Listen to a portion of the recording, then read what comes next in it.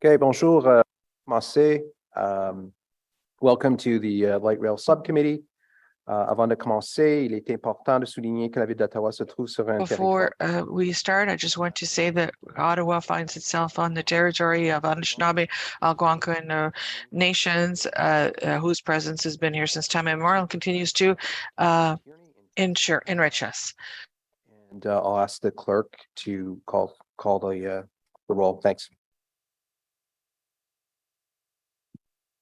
Councillor Tierney, Councillor Gower, Here. Councillor Leeper, Here. Councillor Kavanaugh, Vice Chair Curry. Here. Chair Desroches. Here. You have quorum, Chair. Thank you very much. So as you can see, we have a very, we have the bare minimum from a quorum. So it asks, we'll have to be diligent to hold the line and maintain that quorum. And I'm certainly open to taking a break at some juncture. If people are so inclined, just let me know. Let's see if we can get through the bulk of the presentations and questions and comments and what have you. But if we do need to take a break, we certainly can. So any declarations of interest? None. Confirmations of minutes from the 28th of April, 2023. Is that confirmed? Confirmed. Thank you. Transit Service Department, item 4, Trillium Stage 2 independent peer review. We're going to have a presentation. I look forward to this. This is an important initiative to provide some additional oversight and advice to this committee and to City Council. And I think it was one of the most important decisions and most helpful decisions of the previous council. So look forward to hearing that today. And I think we'll help provide assurances to the public that we are again on track to deliver product that we can be proud of as a city. So with that, Madame and Michael, I'll turn it over to you. Thank you. Merci beaucoup, Monsieur le Président. Bonjour à tout le monde. Comme d'habitude, ça me fait plaisir d'être avec vous aujourd'hui. I'm pleased to be here today at today's Light Rail. We will provide you with information on the status of the construction of the O-Train South extension, the activities and regulatory approvals required to open the system, and the results of the independent review of the operating plans. There is an intricate coordination between the building of the new rail infrastructure and the preparations at OC Transpo to operate the system. My team has many interrelated projects on the way that allow us to be confident we will be ready to welcome customers to a safe and reliable Line 2 and 4. Over the course of the next few meetings, we will provide you with more information on the scope of these projects. Today, Michael Morgan, the director of our rail construction program, will provide a construction update on the Stage 2 LRT project. Our presentation today provides an overview of the tremendous work that is being done. At our meeting in June, you will hear more detail and more news from our team members who will update you on the progress we continue to make. These team members will help you to see and understand the work being done, and you will be encouraged to ask pointed, specific questions directly of our experts. We believe that transparency and information is at the heart of building trust and the public trust in the work that we do. Great progress is being made across the South Line, and we are working to be ready for a fall opening. Following the construction update, we will provide information on testing and commissioning, the regulatory approval process, plans for trial running, and an overview of the public opening of the site extension. Today, you will see a draft of our daily trial running reports, which will be made available to committee members. It will be concise, direct, and will allow you to make important go, no-go decisions that will determine our next steps on an ongoing basis. At the end of our trial running, we will provide a detailed report which will help everyone fully understand the behind-the-scenes testing and work that demonstrates our success.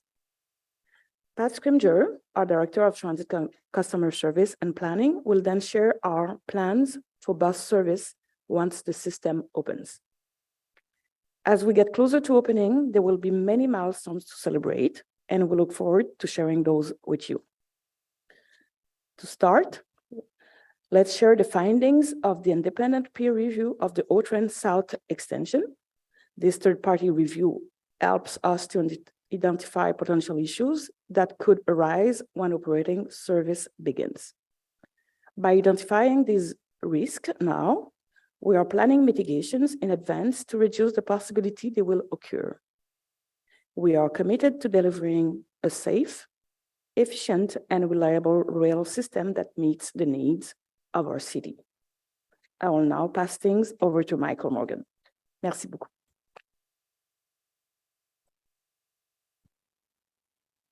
Merci beaucoup. Le janvier 2022, le conseil municipal donne le Thank mandat. you. In January, we started an exam to look at all of the different aspects of the project, of this, the objectives of this examination are around two poles: validate the strategies and the methods that are used, and to determine any potential problems that might happen. The peer review that was initiated over a year ago through a motion from Councillor Meehan. In the gallery with me today are the people who stick handled this project for me, Justin Karofsky and Mina Rasa, sitting at the back. So I asked them to join me because this includes a lot of technical details, but it also included a lot of legwork and hard work to get the answers and get the feedback.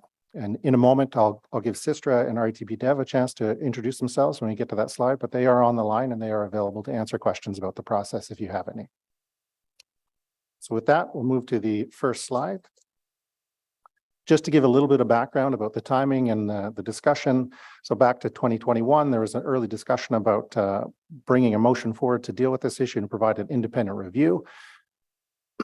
So we established those initial objectives for the peer review, went through procurement, and the winner of the procurement was awarded to a consortium of Sistra and RETP Dev. The cost of the peer review is roughly $663,000. So we received the final report in February, and we've since been working on our response and on our action plan to incorporate the recommendations into the activity that we're doing. So just a little bit about Sistra RETP Dev on the next slide. So the history of Sistra, over 60 years of experience in the industry. We do see them as a big player in the North American market. We've seen them on a number of big projects in Ontario, so certainly a lot of involvement there. RETP Dev, a big operator and maintainer of light rail systems around the world, so definitely bringing a solid background of operations and maintenance experience to the table. So maybe just I'll ask the clerk to allow the Sistra RETP Dev people just to come online for a second, just to do a quick introduction.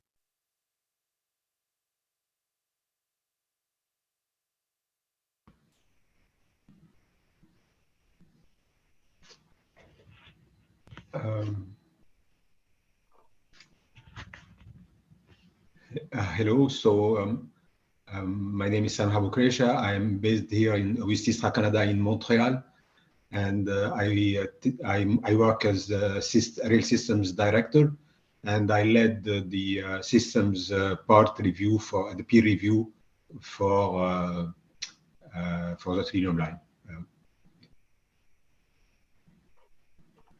Hello, my name is Laurent Jean. I work for Sistra Canada since 3 years now. I'm a maintenance engineer. I was involved in this project, and I represent operation and maintenance today for Sistra Canada. Very good. So welcome to them both. They'll be on the call listening in, and they'll be available for questions at the end of the call. So we go to the next slide. Just talk a little bit about process.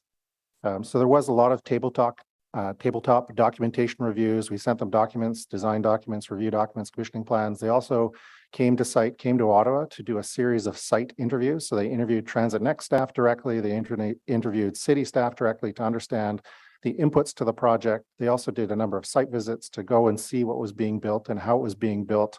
That culminated into a series of discussions and back and forths where they would ask for additional information. They would ask for clarification. And so we would exchange documents in order to fulfill basically their requests and give them a fulsome picture of the project to understand how it was being put together. That resulted in a final review and a set of 47 recommendations that they provided to the city in respect to the Transit Next and the Trillium Line Extension project. So we go to the next slide. We just talk about these 47 action items and how they're grouped. So there are 9 that deal with operations and maintenance, 3 in project management, 5 related to rail infrastructure, 20 related to rail systems, and 10 related to safety processes. And so I'll give you a bit of flavor for each of those today. I won't go into great detail on the individual recommendations because that is in the report, but I will give you a sense of where we're at and the progress that we've made in terms of actioning them.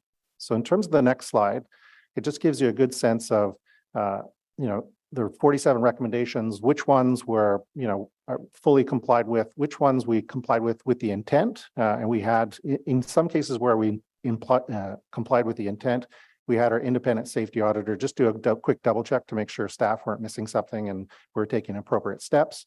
There was a number that are in progress. So there's some that are related to testing, and the testing is kind of upcoming. And so we haven't done the tests yet, but they will be completed. And there's 4 that are just for consideration for the future. And so we'll talk about all of those very briefly as we go through the presentation. So in terms of the project management, there are 3 recommendations. We go to the next slide. There was talk about a new baseline schedule. So at one point in the project, there was a couple of things happening where there wasn't clarity on the path forward, and in part because we weren't clear on the training requirements, how those were going to be included into the project schedule. So there was a lot of work through last fall to come up with a consolidated schedule that everyone agreed to, city staff, training department, all the internal departments, as well as Transit Next. So that required a lot of coordination, but we did get there, and that was one of the recommendations. The other recommendation was really to have a lessons learned document to support the design and to support the project going forward. And so we had a number of lessons learned that were done, that were input into this project, and we'll have additional lessons learned that come out of it. So we go to the next slide, talk a little bit about the rail infrastructure. So there are some very detailed technical questions in the report, and very kind of detailed responses as well. But a few of them are in process. The direct fixation track methodology and test, the line break crossover rail, some post-concrete testing. So those are all good. We've met with those. We met with the intent, or we completed the actual activity by providing the documentation. There's a couple more to come. One is the tunnel ventilation documentation. So there's a final scrub before we put the system into service to make sure that all the design documentation, all the maintenance documentation, all the testing is all it all lines up and there's no discrepancies in any of the materials that are being provided. And then there's an additional test related to temperature in the tunnel with a train in the tunnel. So there's an initial test we'll do later in the summer, but we should be able to close that one off. So we're not concerned about those. If you go to the next slide, so there were a series of rail systems or integration activities where there was additional focus and questions raised. One was on the door operator. The door operator, how does it work? Will it withstand freezing rain conditions? And so there are a series of tests that Stadler has done with those vehicles in other sites to prove that the vehicles can open under freezing rain conditions. And so we're comfortable that the type test that they did on other projects will be repeated here. In terms of the cold weather test, so this was a new one that hadn't been considered, where essentially you turn the vehicle off, allow the batteries to get down to a low temperature and make sure that the vehicle can start up in the morning. And so we did have a cold snap earlier in the year where we're able to take advantage of that weather and actually do the test with the vehicle, and it passed. And so that one will be closed off. Interior exterior noise tests. And so that one we're saving until we have the full alignment. So what we would do is we run the train up and down the alignment, basically measure the noise levels on the interior of the vehicle, and make sure that they're compliant with what we're expecting. Essentially this is a test on the interior of the vehicle, it's a test for passenger comfort. On the exterior of the vehicle, it's a test for essentially nuisance or noise to the community. So we'll be doing both of those tests in the future once we have access to the full alignment. Bogie rotational resistive test, vehicle vertical gaps. So a couple other ones that we're good with. One more that we do need to do, which is the GEBR, or Guaranteed Emergency Brake Rate Test. And so this is a test where you're basically forcing an emergency brake on the train on the tracks to ensure that you meet the minimum stopping distances. And so this is really you're putting the vehicle through its paces. Again, we want access to the complete system to do this type of test. few of the other tests deal with, or a few of the other items deal with documentation or testing plans, and those have either been provided or have been, the intent has been met. The next page for rail systems. So there were some questions in relation to future electrification. So the contract does have a requirement that the contractor, through their design, essentially makes space and ensures there's space for catenary pole foundations and other elements. So that preparation has been done. You know, they had some additional questions about that, but we're comfortable with the design in respect of future electrification. We know that as part of other discussions we've had with vehicle suppliers that the future designs might not require overhead catenary systems, that we might be able to go to a battery solution. And so that would be a very positive step forward in terms of being able to get to an electric vehicle sooner rather than having to come back and add OCS wires, overhead catenary system wires, at a later date. So it would certainly be a lot less work to go with a battery vehicle than to install that catenary system. And then there's 4 other plans and updates here of things that all the intent has been met. And so we're satisfied that we're with the results of that. In terms of the go forward, so there are, on the next slide, there's a couple things. You know, one to flag is the 2048 ridership forecast. And so right now, you know, we're meeting the forecast for ridership based on 12-minute headways. If we wanted to increase and get if we needed additional capacity on the system, we'd have to reduce the headways. You could probably reduce it to 10 minutes with some not cheap, but still relative to the current project, some modifications to the passing sidings at Walkley Station would be probably the biggest change. So as we think about the Trillium line going forward, you know, we need to think about how do we incrementally add double tracking along the alignment. You know, the crux of the problem is really in the north. When you go from Greenboro to Bayview, that's where we got the rock cut and the road structures and the bridges. That's where the work is required in order to essentially add more double tracking and reduce the headways. That's how we would get additional capacity in the future. They had some questions about minimum achievable headway and southeast turnaround time. Some of those things are things that we will demonstrate and validate during the testing program. So once we have the complete system and we can demonstrate the 12-minute headway, that's where we'll start to play with the trains in and out of South Keys going to the airport and along the main line, making sure the passing meets are correct, making sure that the staffing levels are going to be suitable for the turnaround times at the end of the line. So turnaround times at Bayview, at Limebank, at South Keys, and at the airport. There's mention of an 8th Stadler train in the report in respect of adding more spares to the fleet. At this point, financially, it's not possible to purchase another vehicle, but it would be a scenario to consider in the future once technology is advanced with battery vehicles, if we wanted to explore additional vehicle, to look at that in the future through the purchase of a battery vehicle. We'll have more information about the network and how to run the network once we open the system to get a sense of energy consumption, turnaround times, capacity, and different things. And so that we'll be able to use that information to inform what a future electric solution would look like. There's a couple other things here that are still to come, additional incident simulations. And so this is really just testing the system. So if a train gets stuck at South Keys, if a train gets stuck at Bayview, what are we doing? Are our staff practicing those scenarios to understand, okay, how do we react? How do we respond? What does that look like in terms of the operation of the system? The same thing on the maintenance software, still looking, there's some additional work to be done there before we go into service. And then we're satisfied with the maintenance schedule and the obsolescence management plan that TransitNext has in place. So in the last one, we just talked about safety processes a little bit. And so this is in the current contract, we applied the CENELEC or EN standards to provide a more rigorous approach to safety management. One of the recommendations out of the public inquiry was to spend more time on this, to do it at the outset. And so it's been included in the contract since the start. We've also had our independent safety auditor involved since the start. So both of those things help. And so Sister RTP Dev took a very detailed look at the various documents and plans that come out of those standards and how they're being applied. To date, you know, there's 5 there that we've met the intent, and then there's another 5 where we believe we met the intent. And we asked our independent safety auditor center to have a look just to make sure we weren't missing something, to make sure that practically speaking, that the intent could be met with an alternative approach. So with that, that's a quick run through of the 47 recommendations, and happy to take any questions you might have about those. Thank you. Questions from committee members? Councillor Leeper. Thank you. I may need to go back on, but I'll get through a first batch to begin with.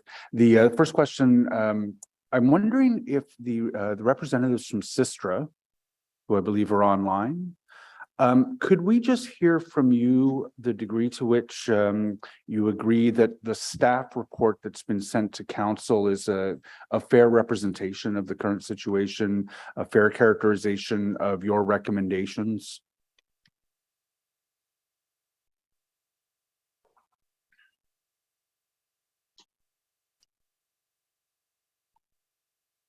You mean the presentations that was just done right now? The oral presentation, but we were also given a written staff report that characterized what the recommendations were and what the staff response was. I'm hoping you've had a chance to read that and can characterize it as an accurate summary of this process. I believe we did not get this report that you are referring to. However, the presentation that was done reflects what we have said in our what we have written in our report.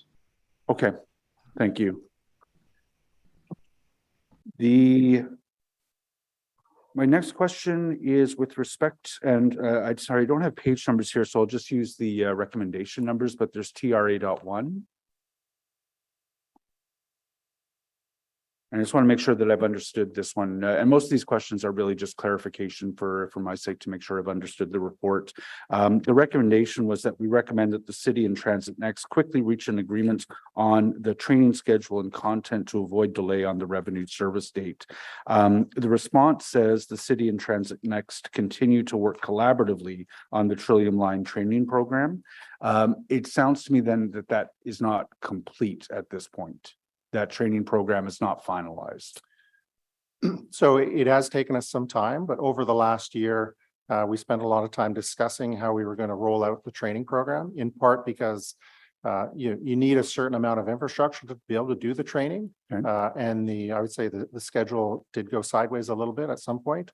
And so we had to kind of rethink how we were going to do that and rethink the approach. So one of the things that we had originally envisioned was that we would have the complete system for kind of a block of time. Since that time, we've done more of a progressive approach, but all the way through ensuring that we're satisfied that the maturity of the system is such that the training's meaningful. And it took us a while to kind of get to a point where we had agreed to how much infrastructure is needed to start the training and what the maturity level is. But we're at that point now where we've got a plan that takes us through to the end of September. So what is the target date to have that? I may be asking an irrelevant question, but is there a date by which you expect to have the training and schedule and content finalized? So the content and the schedule is finalized now. Okay, thank you. There's a recommendation, and I'm going to ask a non-engineer question around engineering. CON.01, I think that's concrete 01. Yes. Thanks. Yeah. I will admit to being a little bit alarmed as a layperson in this, and I'm hoping you can reassure me. Transit Next should develop a method to verify after pouring the adequate positioning and concrete coverage of the structure reinforcement steel. I guess there is supposed to be on top of any steel about 4 centimeters of concrete.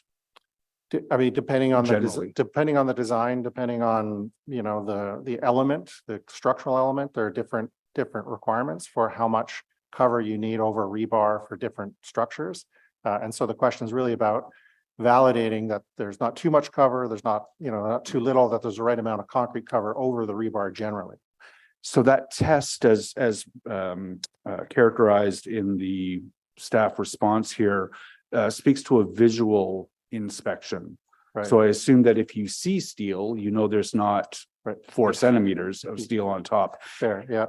That strikes me as problematic. I mean, 4 centimeters is a fair bit. Within that 4 centimeters, if the steel is coming within a centimeter of the surface, it's not properly positioned. But how do you determine that from just a visual inspection? Right. So I'll admit that I'm an electrical engineer by training, but typically it's through the forms are set up to allow You essentially the rebar set to a level within the form. You see the form comes up to a certain level, so you can see the distance between the rebar and the top of the form. So as long as the concrete gets to the top of the form, then you know you've got your clearance. Okay, that makes sense. I appreciate that. Have they had to rectify any pores to date? There's been one plinth where they did go back and do some rectification because they saw some results they didn't like, but generally, I think the pores have gone very well. Okay, thank you. In SEM.06, the basis of design corrosion control document should be updated to take into account the measure concerning corrosion control on the bridge, including the track design. The Right. response speaks to stray current. Right. I couldn't understand the connection between those. Could I just get that explained in layer terms? Yes. Mr. Chair, through you to the councillor, so on an electric system, like the Confederation line, the return path for the current is through the running rails. So Okay. through the running rails back to the substation. If there are any kind of discontinuities or issues or nearby metal, that metal can actually pick up an induced current, a stray current. So the current can leak out of the rail, go leak through other nearby metallic objects like gas pipelines, like, you know, anything metal, telecom lines, and essentially can corrode that metal. So the adjacent metal can be corroded as a result of the stray current on an electric system. But because this is a diesel powered system, we're not as worried about the stray current issue. Okay. Thank you. The auditors, for lack of a better term, stated that you should use a turnaround time of at least 5 minutes at South Keys for the trains at the airport link. The answer seems to say, we don't agree. We think 3 is a fine target, and we're going to test to make sure that we can get 3. Correct. Is that correctly characterized? Yes. Okay. What happens if you can't reach 3? So when in any situation where you're turning a train around and you can't meet the turnaround time, then you need to do a step back operation with the operators, which requires additional staff. So as the train pulls in, you know, there's somebody in the leading cab who's driving it away. Somebody gets on the train, gets in the cab on the other direction, so that the minute the train stops and is ready to turn around, the other driver just starts going immediately. You don't need to account for the time for the operator to go from one cab, walk through the train, get to the other cab, start up the cab and keep going. The operator's already there because they got on at the last station. So are you asserting that that's something the authors of the peer review didn't take into consideration when they made that 5-minute recommendation? No, I think that they're just recommending that good practice is to have 5 minutes for an operator on a system. In our view, we think the 3 minutes is sufficient for the 40-meter vehicle, but obviously we need to test that. Okay. I know my colleagues have got questions as well. I have actually just one more question.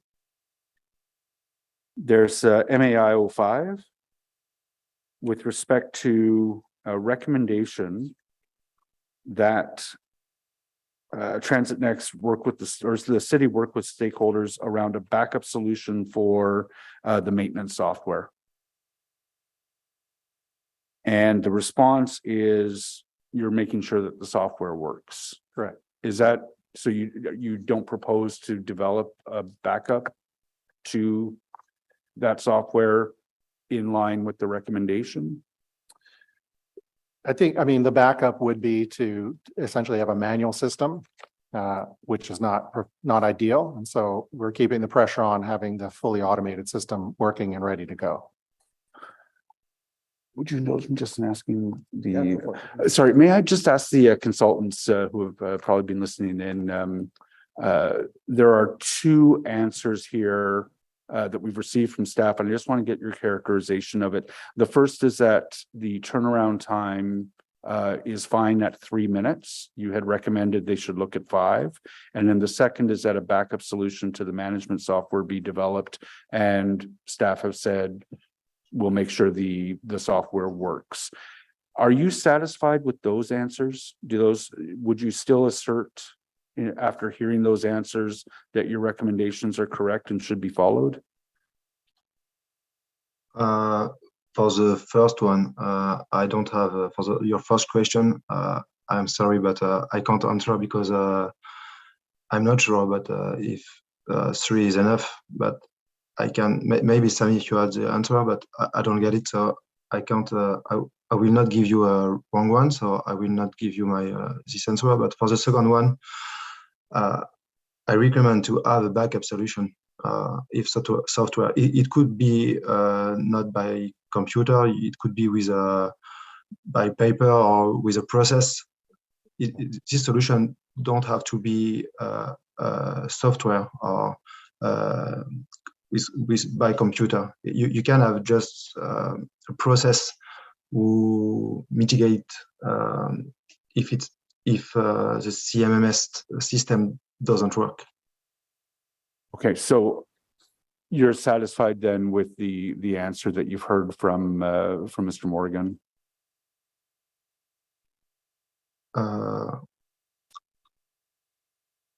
Mr. Morgan says they will.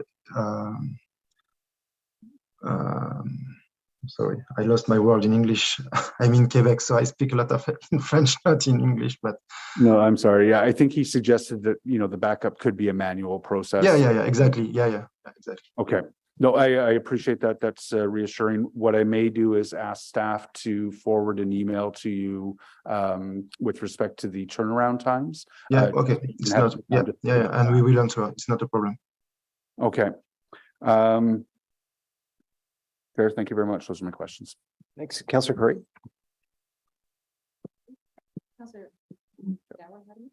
Oh, was he ahead? I'm sure you're the vice chair though, so. Okay, thank you. I'm glad to get this report. I have two questions really.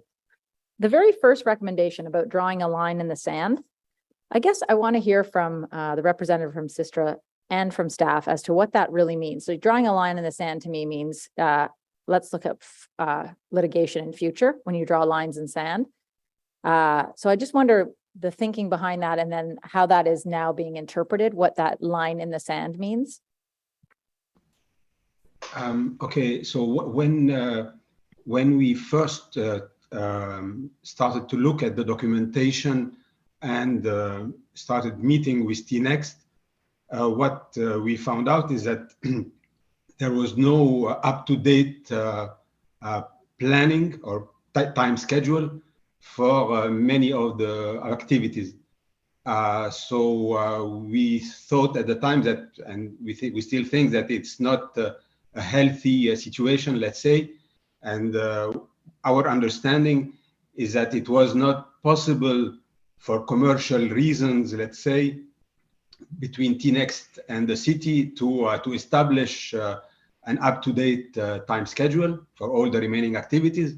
So what we suggested is that we said you cannot continue working without an up-to-date schedule. So you need to what we use this expression in the report, draw a line in the sand and have a baseline and start working based on this new baseline, and then look at the other, let's say, commercial issues separately later on. But I mean, the recommendation really comes from the fact that we thought it is not possible to continue working without an up-to-date schedule. Yeah, I mean, I can appreciate that. It's just that I also understand that there is a schedule and then things change, life happens, and then sometimes things need to be adjusted. So I guess, and thank you for that. I understand that. Good to know. And then staff, when you read that, how do you think that's going to work? If I look at the program where we were a year and a half ago, I would say that we were not in alignment with Transit Next on the schedule, and that was affected by commercial discussions in regard to when the completion date was going to be. Since that time, we've made progress working with them in terms of agreeing to the schedule.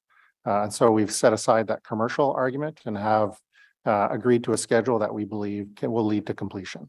So a year and a half ago, I would say we were not in a healthy position with the contractor and the schedule, but today we're in a much better place. It took some time, certainly. Getting agreement on the training schedule was a big part of that. Getting agreement on some other matters was a part of that, but we did work with them and we're at a place now where we're satisfied with the schedule. Great, thanks. I think to the Horgan report about relationships and, that is, I think, fundamental to this. So, okay. I also just want to ask more broadly, like when I was just sort of listening on the top of my head of the different reviews we've had, we've had the Horgan report, obviously. We had the report a few weeks ago. I don't know if it was at Transit or it was here actually, about another review that was done, an audit. And then we have this independent review. You have your lessons learned document. I'm wondering if anybody has put together something where you can look at all of them and is there overlap? Were they all necessary? I understand that the community wants us to absolutely be looking into this as much as we can to make sure things are working properly, right? But there's also this, overkill component of how many times can we look at the same thing? How many more experts can we have come in and look at the same thing, right? And not to diminish any of them, but if there has been significant overlap, I think that would be a lesson for council as to what we want to see going forward. What is the best one to do? How many should we do? What categories should we do if we're doing reviews, if it's, anything is necessary going forward? But is there a document that actually shows them all and the overlap or anything like that?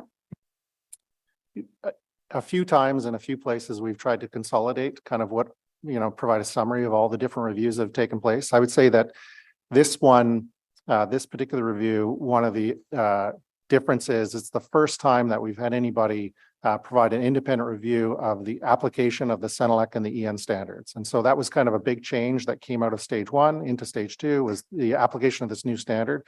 This is the first time that we've applied the standard in a project and that we've had someone take an independent look at it in a very detailed way. Like the things that they're looking at as part of this review were very precise, very much into the details. So it's the first time we've done that. But as we go through all of these, like we had lessons learned about from the 2001 to 2018, 19 service. So we understood kind of the weak points on the Trillium line that was fed into the procurement process. There is a bit of continuous improvement that we like to apply to it. This is a very structured approach to that, which I think is good. And I think because we have never had someone look at that CENELEC standard previously, because it's the first time we applied it, it makes sense to have done this. Going forward, we want to kind of use the outcome from this to say, for Confed East, for Confed West, what are the gaps? What are the pieces that, to your point, let's not like look at something 15 times, but what are the areas that haven't been looked at to kind of see where is there, do a bit of a gap analysis to see, well, maybe we haven't looked at this area, maybe we need to look at that area going forward. So, I mean, the point is well taken. We need a little bit more work on that front.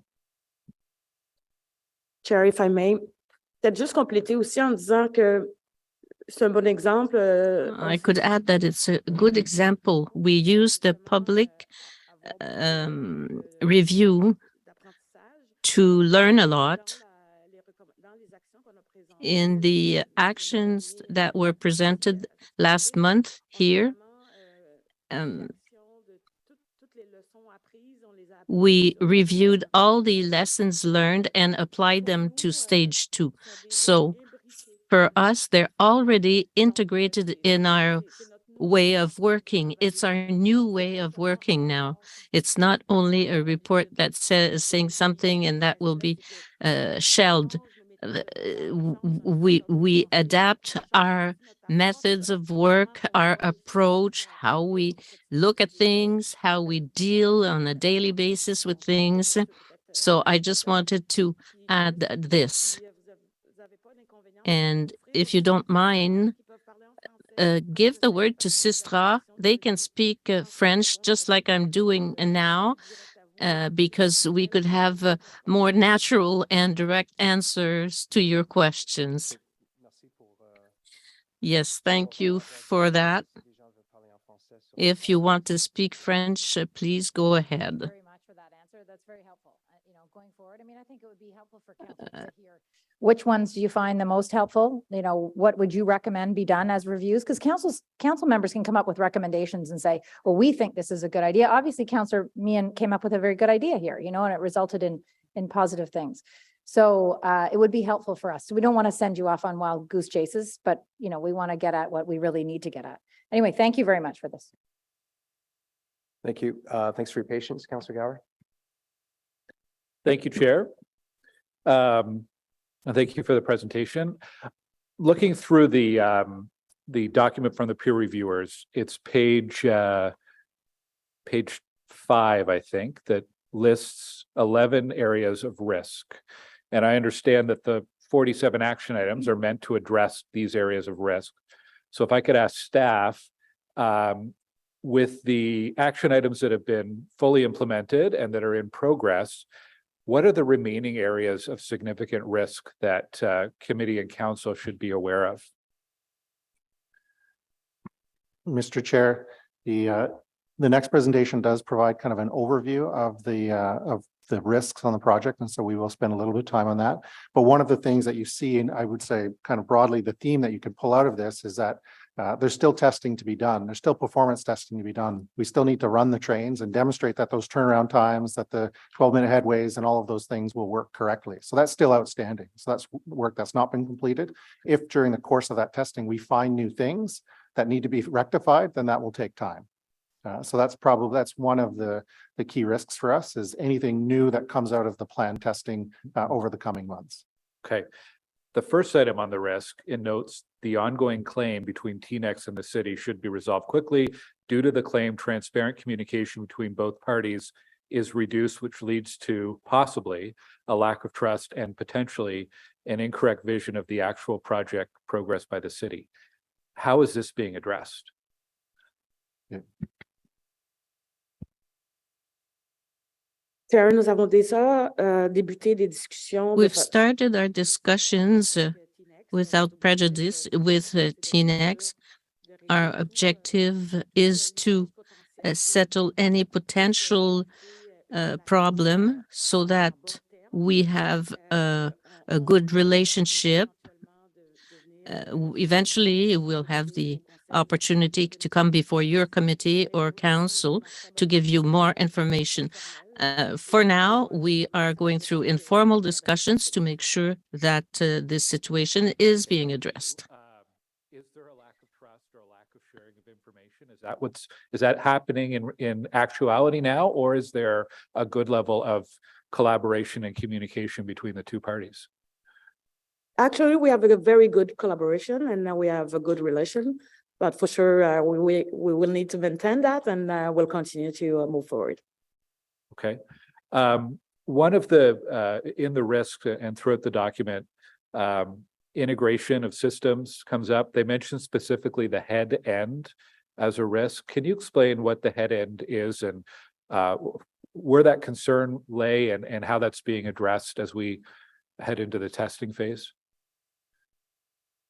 So in this project, the city, so I have a team that's actually providing all the servers and the equipment that goes into the control center. So all the equipment, so the control systems, the camera systems, all the head-end service systems that go into the control center are being delivered by city staff, as opposed to the field equipment, which is being delivered by Transit Next staff. So when we refer to the head end, there's a risk that the equipment that the city staff are putting into the control center won't be correctly integrated with all the field equipment being put in place by Transit Next at the stations.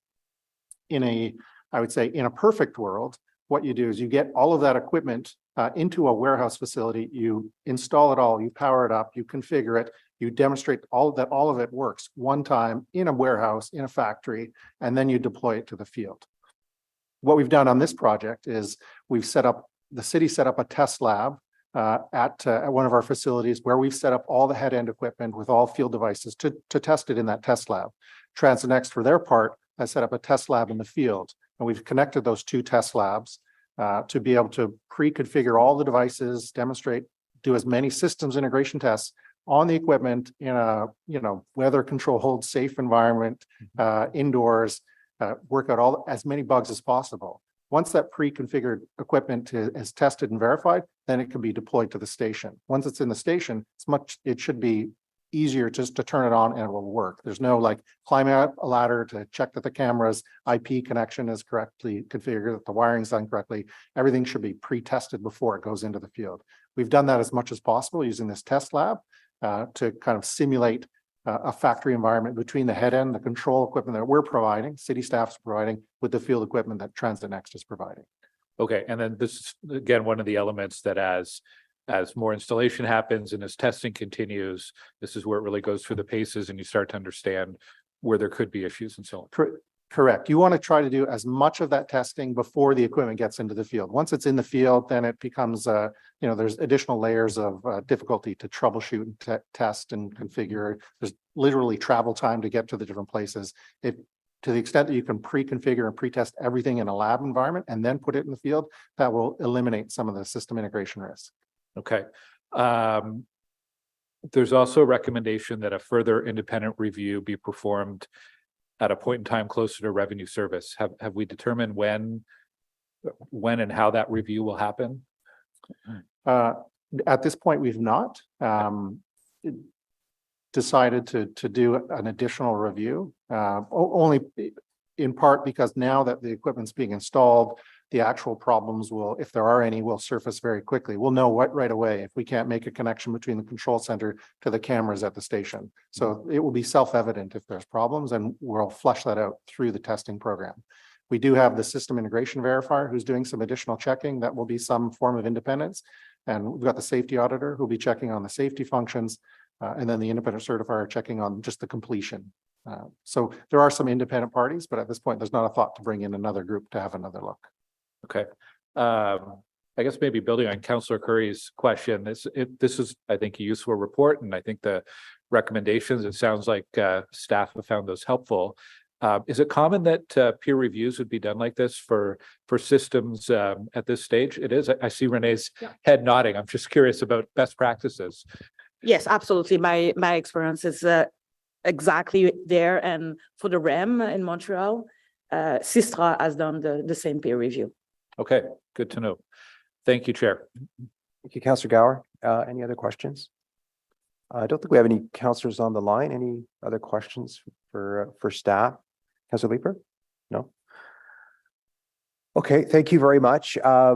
Just a question for me. Obviously, we're on our way with a lot of the recommendations, and some of them are very much in progress. And Councillor Leeper raised the one with respect to training, that it's essentially in progress, and that we're working towards resolution of that, so that we're in line for readiness, and we're following through on the recommendation. Can you, in future meetings, as we get closer to the go live point, provide an update to this committee on the follow-up to these recommendations that are ongoing? Can you do that?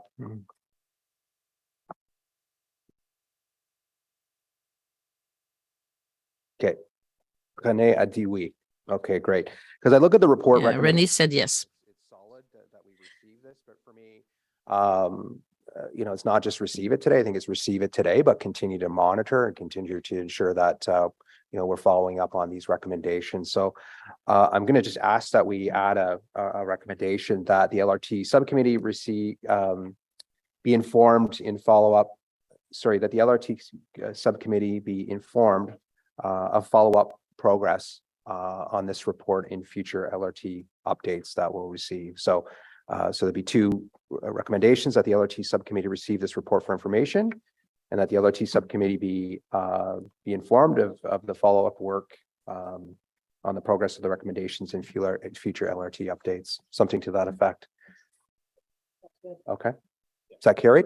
Carried. Okay, great. Thank you again. Thank you to staff, and thank you to the contractors who provided this oversight and provided us again with a different dimensional view on the project, and look forward to again hearing future additional follow-up on this at future meetings.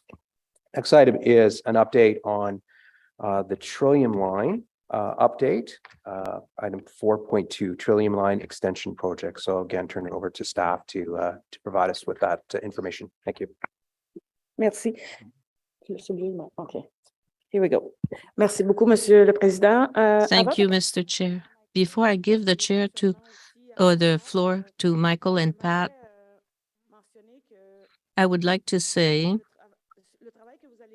that the work that will be presented to you today, and I said it in my introduction, consider this as an overview. We're setting the table, and eventually, and in June actually, many people from my team will be coming here. You're seeing a few people, but you should know that there's a large team behind this project that is quite aware of the project, and in June, we will introduce you to this team, and you'll see how the choreography is working. What is important when we install the communication system? How do we communicate with the control room? Everything must be done so that on the D-Day, when everything will be very transparent, but all the work behind will have been done perfectly. So that's why I want you to consider the presentation today as an overview. We're just setting the table, and then we'll start to do the settings properly on the table. Thank you very much. And again, I've asked my construction manager for stage 2, Jocelyn Dagg, and Theo Teddy, who's the program manager of construction. They've joined us in the gallery just to be a part. We're hoping that they will present at a future LRT subcommittee on the construction progress that's been made. So on that, if we put up the presentation, we'll go, there are a number of pictures of each of the stations, and so we'll go at pace through each of these. So if you just go to the next slide, it's just a placeholder of the agenda, just a little bit about what we're going to talk about today. I am going to give an update on construction on the Trillium line, talk about testing and commissioning some of the other preparations, and then I'll pass it to Pat Scrimger, who will give you an update on the bus plans and the replacement service. So if you go to the next slide. So talking about the O Train South, the next slide talks about just line 2 and line 4, the new nomenclature that we're using for the lines. We'll start at the next slide has a photo of Bayview Station. So Bayview Station, so this is the new head house. And so as we go through construction, I am going to point out some things that we are speaking to the contractor about deferring. That is to say, we want them to prioritize their staff and construction activities on things that we need. And one of the first things that we've kind of discussed with them is the idea of deferring the completion of the Bayview pedestrian bridge. I'd rather have them focus on other stations that we're actually going to be using. And that PED bridge, as you can see in the photo, it doesn't go to development just yet. And so we've essentially agreed with them that to put that on the back burner and come back and finish that later. And so that would include the elevators, the pedestrian bridge, that structure that you see on the right. In the middle of the picture, there is going to be a fare gate bank, an additional entrance for people coming from that direction. And so that will be opened. But the rest of the pedestrian bridge is not required for service this year. And so we basically told the contractor they can prioritize other works on the project. We go to the next slide, we'll talk about Corso Italia. So this station, this obviously on the right-hand side is where Ottawa Community Housing has a development that's in the works. On the left, there's development application in place for a tower. So it'll be a very busy community. You see the platform doesn't look finished, but they've got a lot of protective measures on the actual platform itself to prevent it from being damaged. The glass is largely up. If you go to the next slide, you see a bit of a you see a bit of a side shot. So the glass is largely in. There's some finishing works on the roof lines.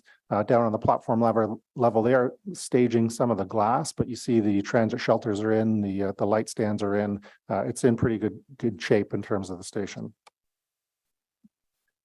Next station is Dow's Lake in terms of progress. And so in the middle where it's wrapped, so that's where they're working on the elevator banks. And so a big change in stage 2 is to go to new elevators, redundant elevators. So if there's one out of service, there'll always be one available for people who need it. And then the right-hand side, they are sandblasting the original stairs and doing a lot of work on that. And that's why you see it covered up. And so it still looks very busy, but they are getting a lot closer to being finished at that station. Next slide just shows down at the platform view. So you see the platform edge there on the left, the platform covered in plywood just to protect it from any construction damage. The tracks are in place. So those on the left, those actually lift up to allow a freight train to go through as part of the federal regulations. You see the glass there on the right, the bird-friendly glass for the elevator banks. In terms of guideway progress on the next slide, it is coming along well. We have one little gap on the network right now at Hunt Club Road. Otherwise, the tracks are in everywhere. They're doing some touch-ups everywhere. That piece of equipment you see there is basically like a person lift to get that runs on the tracks that allows them to do work on the cabling and such in the tunnel. So on the next slide, you see the tunnel. the new top corners, you kind of see the new jet fans that we've installed for the tunnel ventilation system, the cabling along the side to provide radio coverage for emergency radios for emergency responders, as well as the coverage for cellular phone calls as well. So a lot of progress there. Carlton Station on the next one. The platform is in very good shape. You see they've taken off the plywoods there. It's basically finished. You see all the light stands are in place. Those have the mounts for the cameras as well as the platform information displays.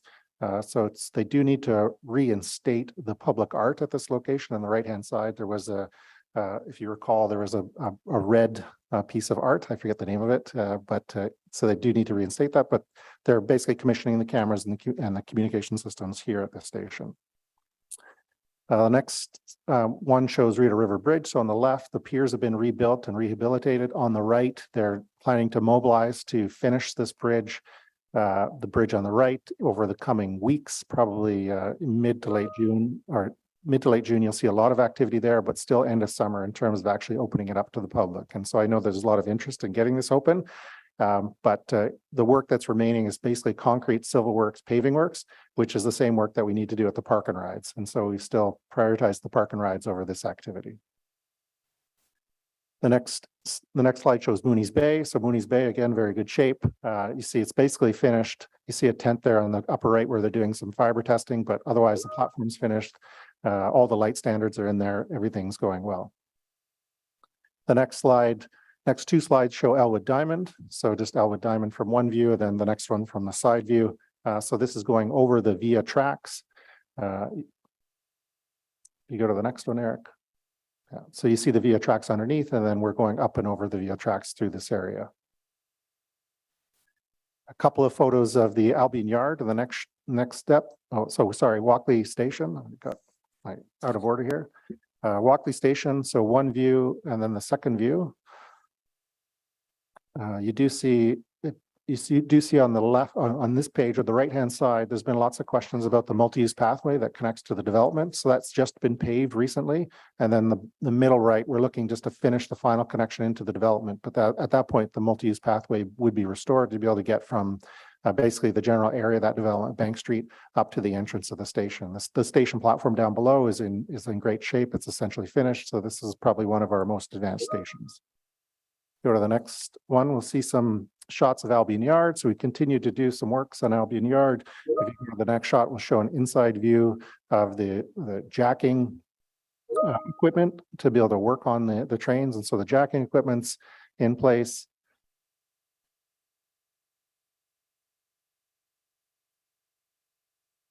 On the next slide. There you go. So there's the lifts to be able to work underneath if you need to do a bogie replacement.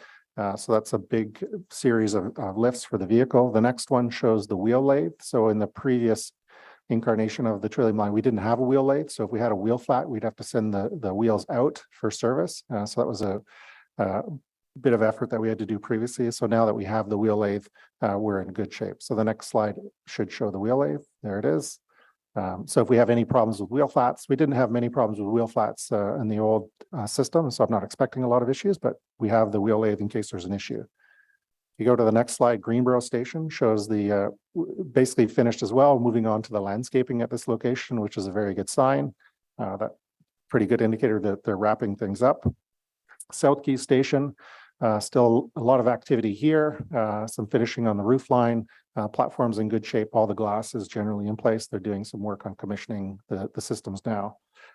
Leitrim Station on the next slide, just to give you a sense. So they are finishing that roof line, but if you look down on the bottom, all the glazing is in place. The next big activity in this area is to start the work on the park and ride and the bus loop around the bus operator building. Just a look at the platform of Leitrim and you'll get a good sense of the completion. So the fence that's there is just really just a construction safety fence. There you see the platform edge devices are flipped up. And so that's actually to allow a freight vehicle to go through if it needs to. And so those are on all the stations on the line. If you go to the next slide, we'll see Bowesville Station. So pretty good progress here. Again, the next big activity, finishing up a little bit of that, closing in that yellow you see on the roof line, the green on the sides, and then working on the park and ride that's in the distance in the photo. Linebank Station is the next. So here again, you see them finishing up where you see the white tarps. That's really where the elevators are still being commissioned and putting in the final glass there. But we visited the station the other week and there's a beehive of activity and there is a lot of progress here. Again, the next big activity in this location is to get the roads and the bus loop finished. Upland Station, so next to the Ernst & Young. Oh, there's the photo of the train at the station, which is very exciting. There's also a short video of that we'll show after. Upland Station. So next to the Ernst & Young Center. So it's in decent shape as well, a little bit lagging behind in terms of the roof work and finishing that up, but that should go quickly now that the weather's turned. The next slide, just in general, the signal progress is going well. So they are planning on commissioning all the signal systems over June and July. And so by the end of the July, we'll have a good sense of where we are with the signal systems and the signal testing. Then the next slide, Airport Station, which is basically the only thing that's missing from Airport Station is a fiber connection back to our control center in order to enable the fire system. But otherwise, that station's largely complete.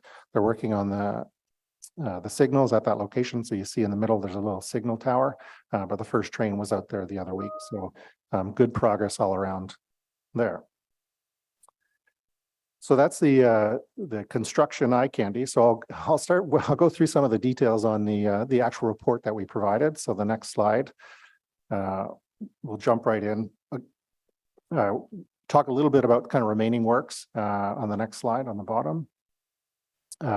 And then, so remaining works, the track installation. So that's that little chunk of track that's required at Hunt Club, Stadler vehicle testing, signal testing, station completion is really where we are. And then trial running substantial completion. In terms of the mobility impacts, we don't need to spend too much time on this because a lot of the mobility connections have been restored. Obviously the big one, a couple of big ones that I know the community is excited about. Hunt Club Road, we are going to put a pedestrian bridge. It's built, it's there in place, but we need to connect the multi-use pathways to get pedestrians to the bridge, and then they'll be able to get across Hunt Club, and then Rideau River pedestrian bridge.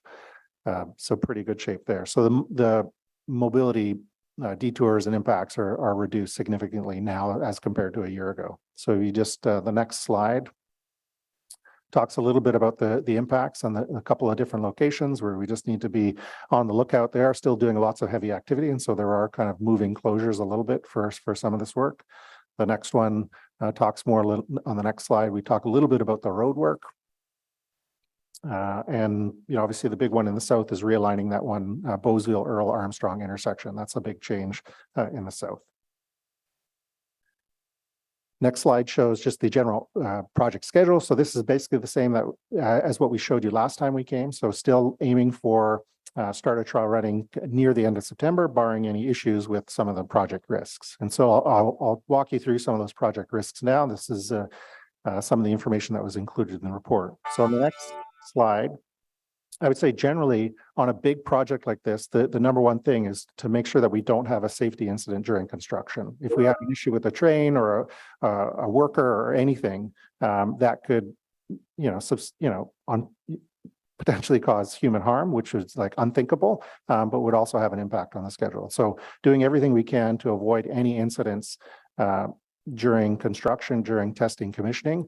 And then the second part of that is really if we find a safety issue during the testing program, like we go to run the trains, we go to run the system, and we find some odd behavior or something that from a safety point of view, we hadn't picked up during design, that's not covered. If we needed time to rectify that, that could create additional time and pressure on the project. So that's the kind of the first point that we're tracking: safety during construction and safety of the design.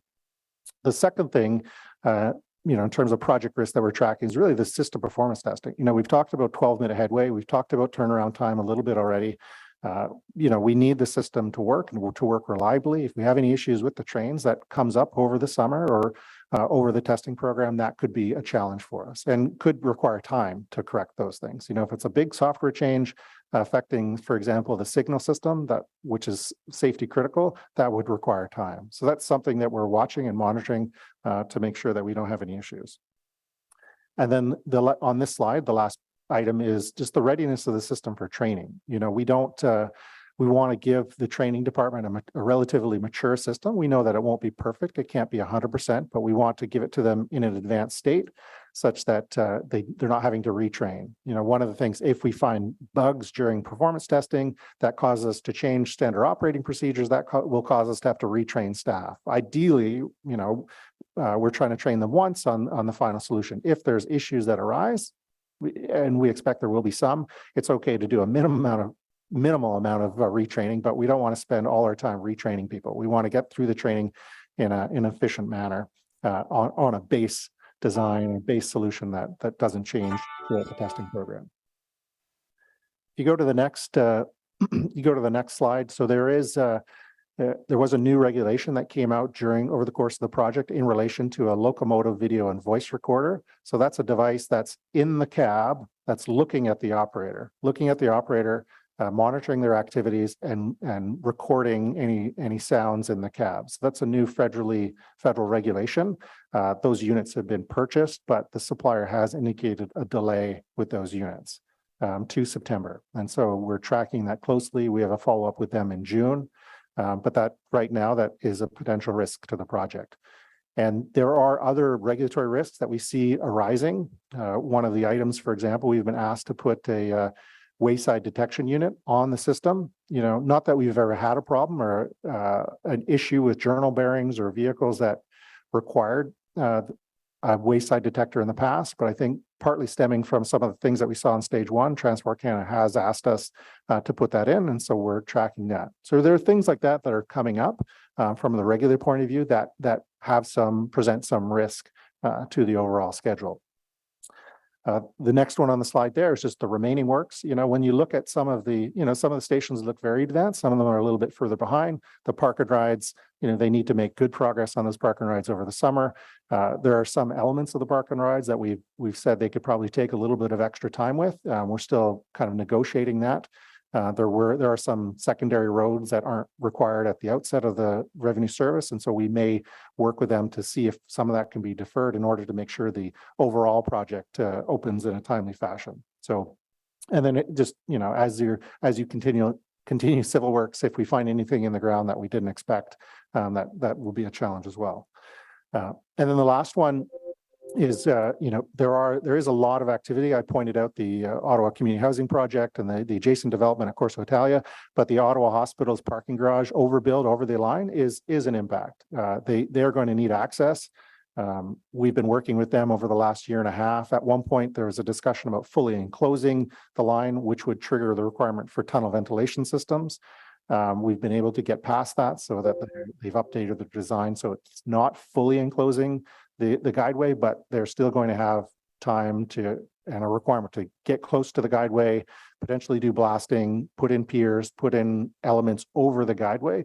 And when they're doing stuff over the guideway, we can't be running trains. And so when if that happens this year during test commissioning, if we can't find time, potentially it would happen during revenue service. But that is a real, you know, when we talk a lot, I would say in the community about overbuilds, but the overbuilds have an impact. You know, it's not Carlton parking garage is kind of the example everybody uses, but it does take time and space to put in, you know, structures over light rail systems, and that usually means a closure for them for whatever amount of time they need to do that. So there's a real impact there potentially.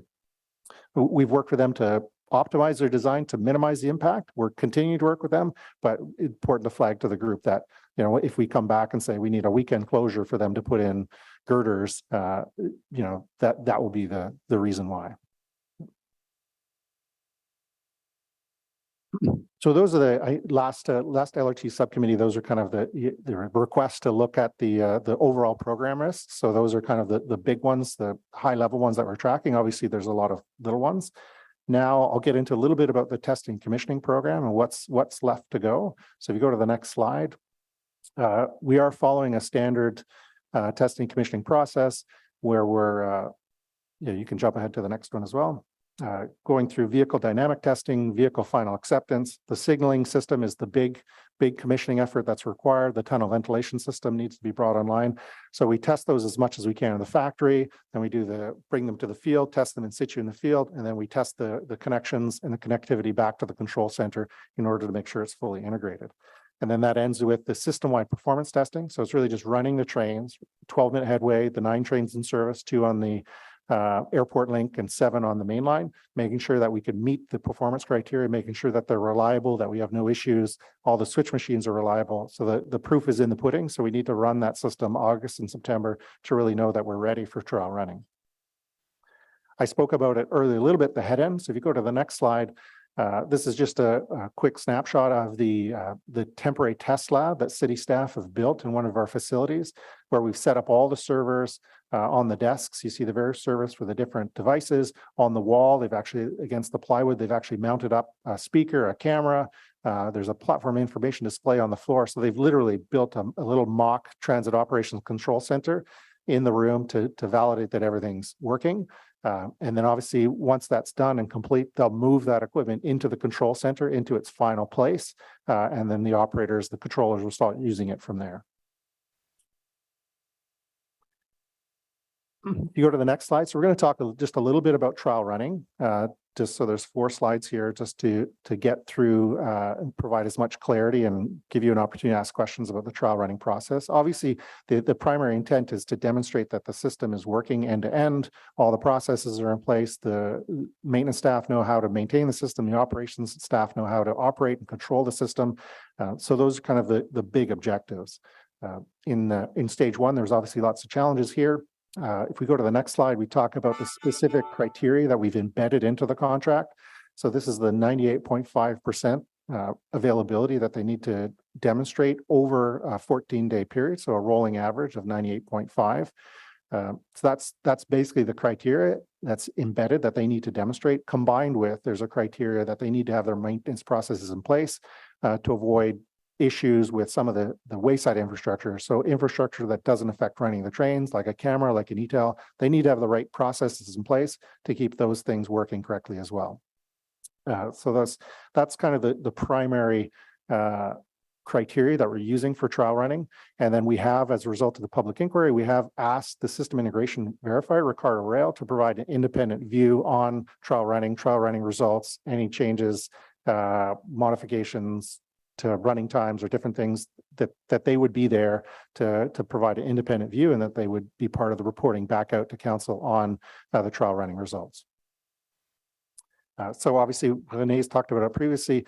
We're committing to it again here, is just providing the daily reports to council during the trial running period, followed by a technical briefing at the end of the trial running period to give you, day-by-day results, rolling average outcomes from the dress rehearsal, or it's not the dress rehearsals, but the procedures, the testing, the different scenarios that we do prior to going into service.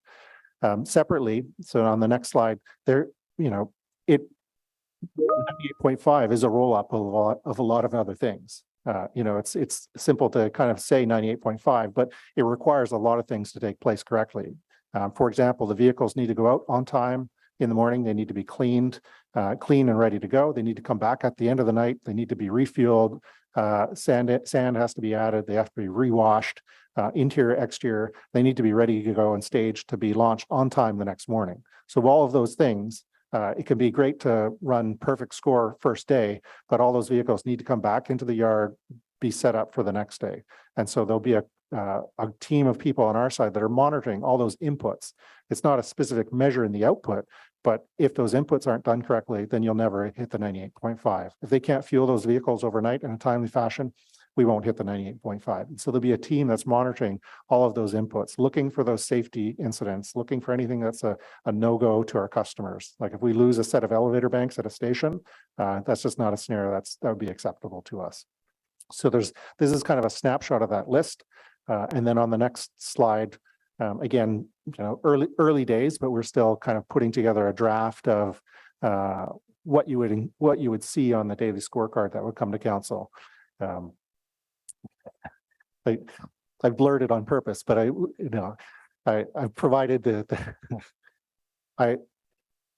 3 columns are total number of planned runs, so the number of end-to-end runs that are done for the day, the total number that are completed on-time departure, so within 30 seconds. They need to leave within 30 seconds of their scheduled time, otherwise they don't count. And then if they all leave on time, that's 100%. If there's a percentage that are late, then that obviously affects the number. And so that happy to provide, if there's details that you want as part of the daily update, happy to have those discussions. There's lots of time for us to have that dialogue. This is an early draft. We may circulate another version just to give you an opportunity to provide some feedback. 98.5 is the big one. The work orders is a second. And then, we assume that you would want to, have any additional kind of commentary or color around how the day went.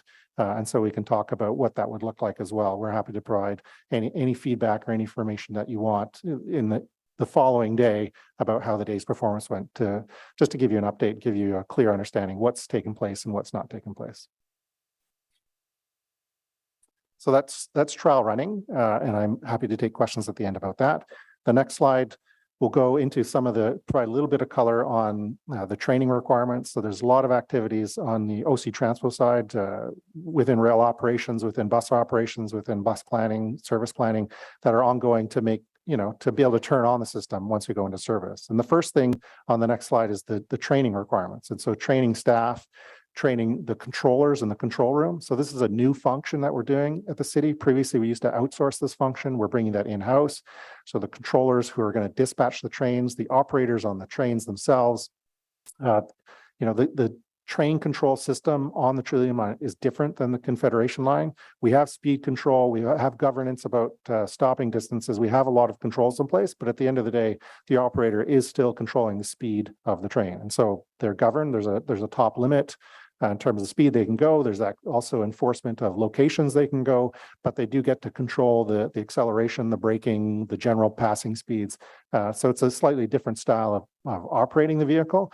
And so we've tried to accommodate that through the training program. So that's internal staff for dispatch and operations. On the next slide, we also spent a lot of time with the emergency responders. Here you see this is an exercise working on the train on how to re-rail it. And so if there's an incident where the train comes off the tracks and you need to put it back onto the tracks, or if there's an incident where something gets trapped under the train, you need to lift the train. So there's a set of re-railing equipment and lifting equipment that can be deployed in the field. So obviously working with emergency responders on that, going through a series of tabletop exercises with them to understand, the look and feel of the new vehicles, the look and feel of the stations. There is an app that was built in stage 1 that's being expanded in stage 2 that the emergency responders could use for understanding the system and how it works. But also the access points along the guideway. If a train gets stuck, if you need to do an evacuation, what's the nearest point you can get to? Because there are some remote locations on the Trillium line, but there are a number of access points all along the line where they would be able to get to. So on the next slide, we have been doing some integrated tabletop exercises between operations, emergency responders, and others. And then there will be a full-scale exercise with the emergency responders and the airport authority prior to going into service. So that's currently being planned for September. So a final check that everyone's trained and understand what the protocols are. So that's the training. And then the other big activity that leads to safety certification shown on the next slide is just this application of the CENELEC standard, and then having the independent oversight, the independent safety auditor working on behalf of the city to validate that everything that Transit Next is doing is correct. So Transit Next has brought a very strong safety assurance team to the table. They came over from the UK a few years ago. They've been working very hard. They also engaged one of their subsidiaries, Atkins Global, to provide an independent review. So this is internal to them, but independent of the design team of the safety design and the processes. And then separately, the city has our own safety overview and oversight process through Center, as well as our design teams. So a lot of activity in this area. If you go to the next slide, yeah, okay, it worked. So this slide really, so what happens is, I kind of talked about those things in very abstract ways, but at the end of the day, what we're looking for is a safety certificate for the system. We're looking for, the design process, the construction process, the commissioning process, all to be signed off, resulting in an engineering safety case. That's really what we use to say the design and the system's been built. Once we have that in hand, that's when we can start letting passengers on from a design point of view. But that's not the final step. We're going to use that confirms to us that the design is complete. But then we need to take that to Transport Canada, which is the next slide, and show to them that we've done all the right steps in terms of getting the system ready. Critically, there's two documents that we need: certificate of fitness from the Canadian Transportation Agency, which is related to insurance and other matters, but a railway operating certificate from Transport Canada. That's the final check that we need in order to have approval, essentially, to put the system into service. Absent that railway operating certificate, we could not open the system to passengers. So we go to the next slide. It shows kind of a summary of high-level summary of some of the submissions that are required to be made. We have been working with Transport Canada on this issue for the last 6 years. There's a couple, I would say, critical ones in there. One is the demonstration that the vehicle is fit for purpose through compliance with APTA standards and other standards. And then there's a new rule book that's used to accommodate the new signal system. So these are big change. The big changes on the network are adding the new vehicles, the Stadler vehicles, as well as updating the rule book to reflect the signal system. So this is going to be one of the first federally regulated systems that uses an advanced train control system. So that will be a first, and we've been bringing Transport Canada along the ride with us for this ride, putting the system into service, and they've been there reviewing and approving these documents. And so that's a big piece of the puzzle in terms of getting into service. So we go to the next slide. So just to kind of step through, this is just kind of what I mentioned, the various submissions that are made. Operations needs to provide a safety management system. There's a final notice of change in operations. We need the certificate of fitness, and then there's the railway operating certificate. And we understand that this is all well in hand, and we should be in good stead to get this when we request it. And then once we have the railway operating certificate, then we turn our minds to public launch, which is on the next slide. In the background, to all of the work that my team's been doing on the construction side, the city has a rail activation management plan and a rail operational readiness program, which is a series of individual programs that all have a project lead or all used to track and monitor additional activities that transit needs to do to get ready. It's one thing to put the system into service, it's another to update the journey planner. It's another to test that all the bus loops work correctly. It's another to make sure that the fare gates are linked back to the head-end system. So on the next slide, you see an overview of the different projects that are underway. Each of these projects has a project lead and a project schedule, a program charter to make sure their piece of the puzzle is ready to go, so that as an integrated transit system, it's ready to open to the public and all the systems work as expected, so that when you go to the journey planner, it brings up line 2, line 4 as options for you on your route that day. When you get on the bus network, the bus loop has already been tested and is ready to go. The bus operator buildings are connected through the IT systems. So I know Renee talked about bringing back this group to provide you a little bit more detail on this particular slide, but this is the group and the various groups that are working behind the scenes to make sure that the transit system is ready to go for service.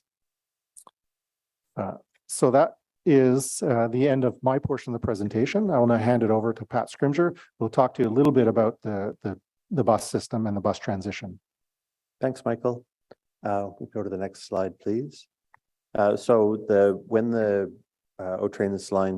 O-Train lines 2 and 4 open, we'll be revising bus services in the Leitrim area, Findlay Creek, and all across Riverside South to connect with the trains at the new stations in those areas. And over the next few slides, I'll take you through the interim bus changes that we'll make at the time the train opens, the parallel bus service that will run through the winter just in case there's anything that goes wrong, and then where we are on planning bus route changes which could come into effect after the winter in the spring of 2024. So we'll go to the next slide, please. So just an overview that when the line opens, whenever that is in the fall, if it's in the fall, we hope, the bus routes will be changed to make those connections at many connections at Linebank Station. We'll extend Route 74, which now ends on the west side of the river, to Linebank Station. We'll change routes 99, 198, 278, 299 to make connections at Linebank, serving all the current customers. Routes 93, 99, 299 already serve Leitrim Station and will continue to do so. Route 97 will continue to serve the airport. Route 197 will have a new connection at Upland Station. And north of that point, north of Hunt Club, all of the bus routes will remain as they are now, providing the same connections they do today. The next slide, please. So that will result, and I'll show you a map on the next slide or two. So we can run the current bus service will continue to run through the winter. So we've got the assurance of the backup of having both the train and the bus service over that first winter of operation.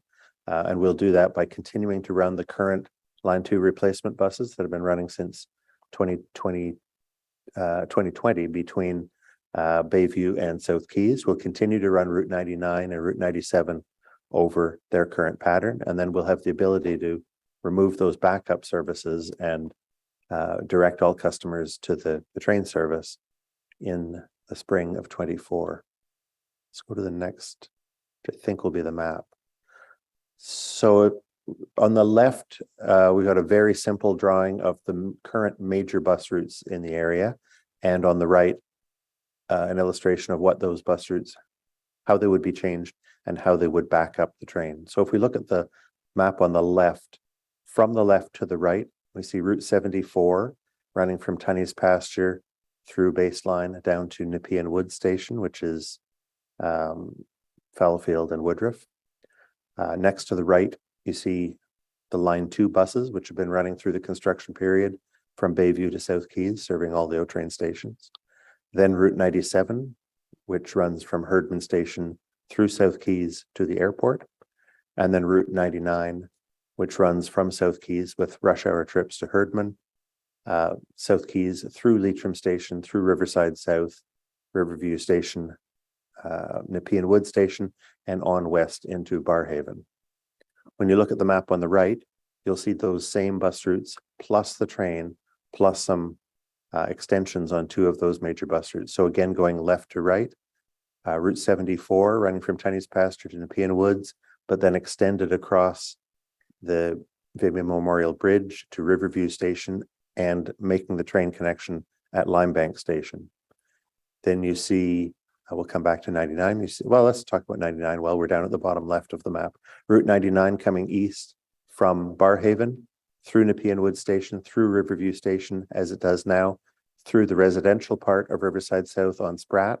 And then when it gets to Spratt and Limebank, going south on Limebank to make a connection at Limebank Station, looping through there and then continuing back up north on Limebank to Leitrim Road to serve Leitrim Station, South Keys Station, and during rush hours go to Herdman Station.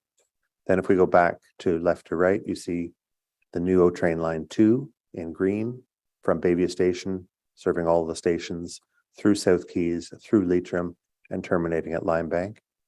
And then next from left to right, you see the buses on the buses on the Line 2 replacement running from Bayview to South Keys, which would continue. And then Route 97 continuing to run from Herdman through South Keys to the airport, where it would be backing up the new blue Line 4 of the O-Train system. And then Route 99, which we talked about earlier, running from Herdman down to South Keys, Leitrim, Limebank, through Riverside South, and across into Barrhaven. So that second map sort of shows the overlay of the train, the small extensions to Route 74 and 99, and the existing bus route network providing. So you can see everywhere there's duplicate buses and trains. Then we'll go to the next slide, please. And we'll take an early look of what the system could look like in the spring of 2024.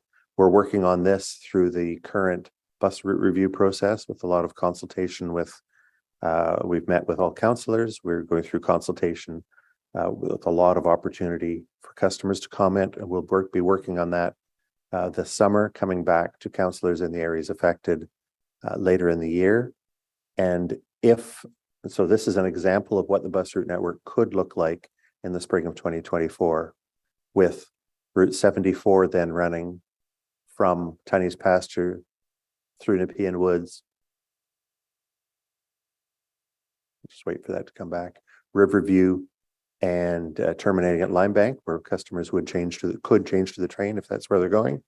Route 99 coming from Barrhaven across the river, stopping at Nepean Wood Station on the west side, stopping at Riverview Station, going through the residential part of Riverside South, and ending at Limebank Station.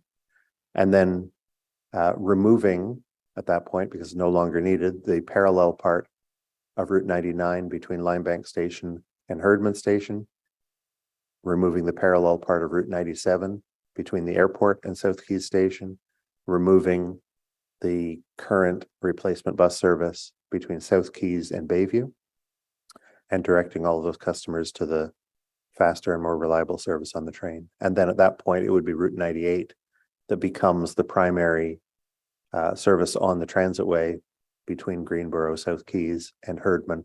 But there's many other routes that run along that transitway as well. This 98's just shown there to remind us that there's still a good transitway connection from South Keys to Herdman. And it's not shown on the map, but you can visualize at the top that line 1, the east-west O train, the electric line, makes that connection with Route 74 at Tiny's Pasture, makes that connection with line 2 at Bayview Station, and makes that connection with Route 98 and the other transitway routes at Herdman Station. We'll go to one more slide, I think. And that is to talk about the rail replacement bus service that we would run in case of a service disruption after the parallel service has been removed. We're all too familiar with the R1 concept of rail replacement service on the east-west line. This is the backup system that would also be there in case of a disruption. So the R2 would be the replacement bus in case of a service disruption on line 2, and the R4 would be in case of a service disruption on line 4 to the airport. During this first winter, 23-24, we won't need to ever put this in place because we'll already have a full backup parallel bus service that's continuing from today. But once we take that opportunity to remove that backup, then we will have this plan, and it will operate,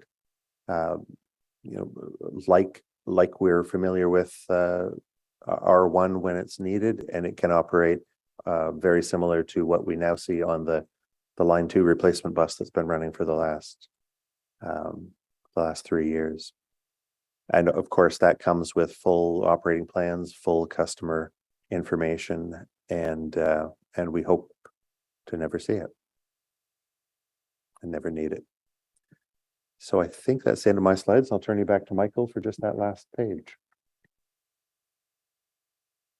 Thank you, Pat. So obviously, this is the list of ways that you can get in touch with us. Our communications team is always available, ready to help with presentations or community consultations. And they have done a fabulous job of putting together a couple of little videos. It wouldn't be a subcommittee without a video. So Eric, if you could just show the Limebank video first. So there is 2 short videos, well, one very short and one medium. So there's a Limebank video, and then there's a 3-minute video of the alignment. Do you have those? Perfect. Yes.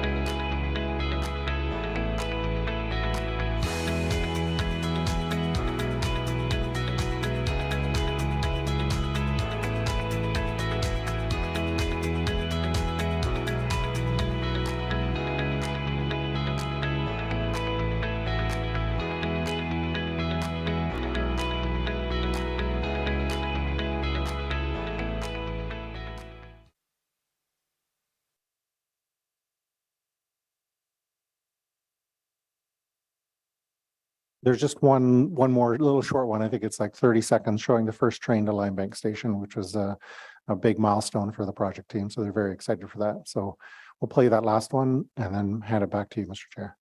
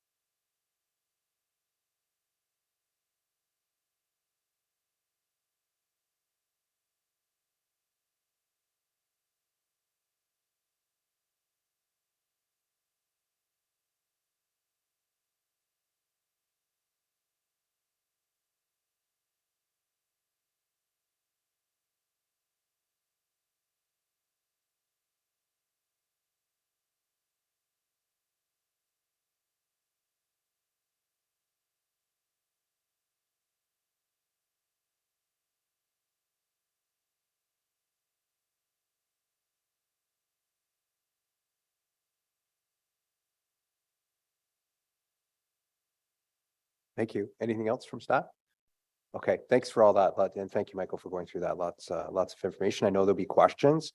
Because we're a bare minimum quorum, I had said we'd consider a break, just a short break. So we're going to do that right now, just 5 or 6 minute break. We'll recess and then we'll come back to questions. Thank you. Alors, juste une pause de 5 à 6 minutes et on revient avec les questions. Merci. A 5 or 6 minute break and we'll come back with questions.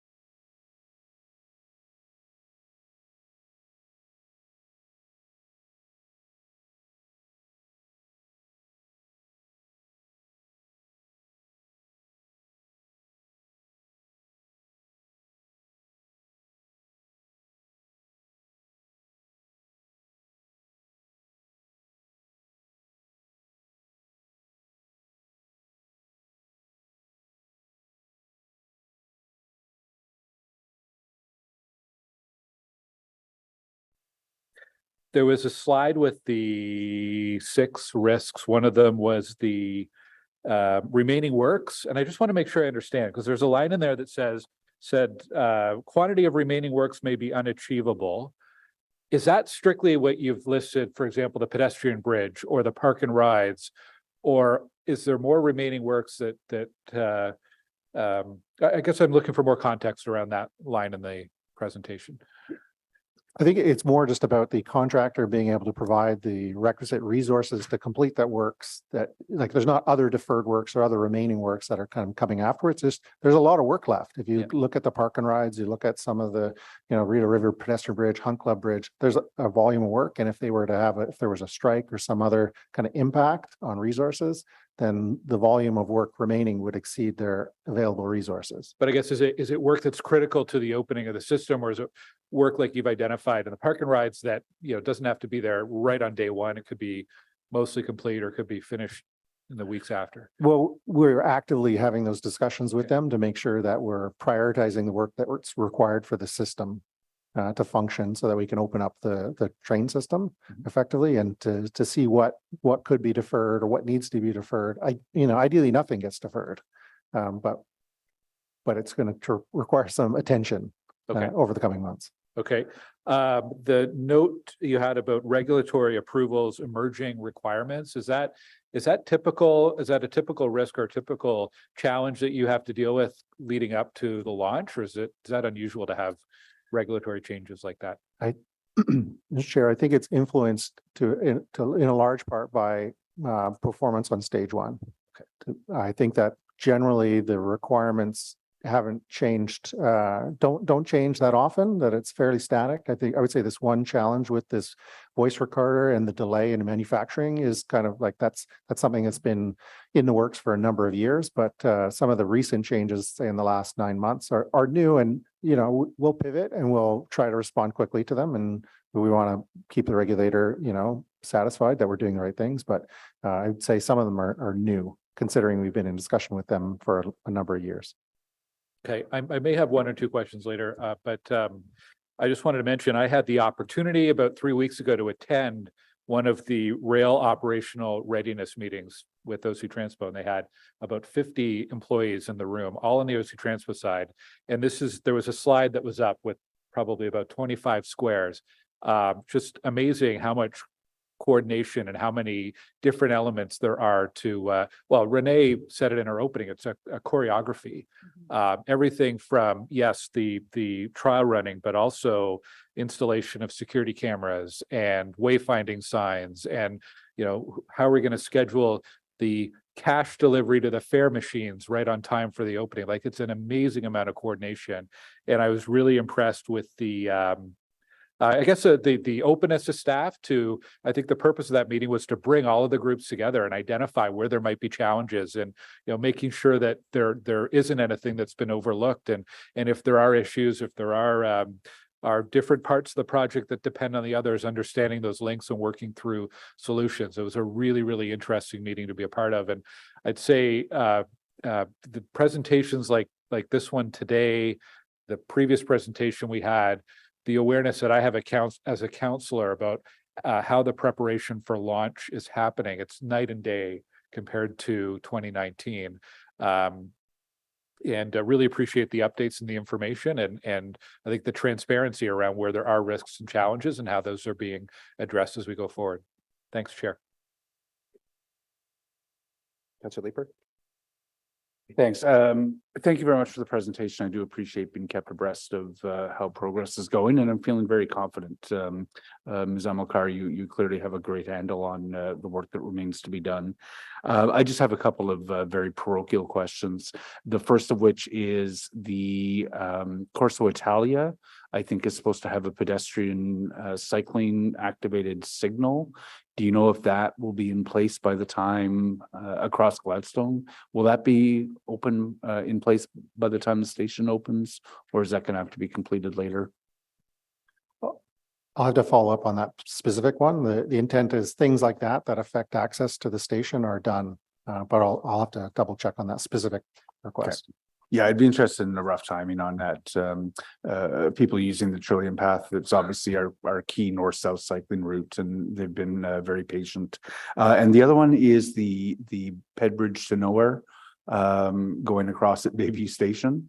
I'm just curious, do we have securities from Trinity to ensure that if that project doesn't move ahead in some kind of timely fashion, that we're able to connect that bridge to something useful?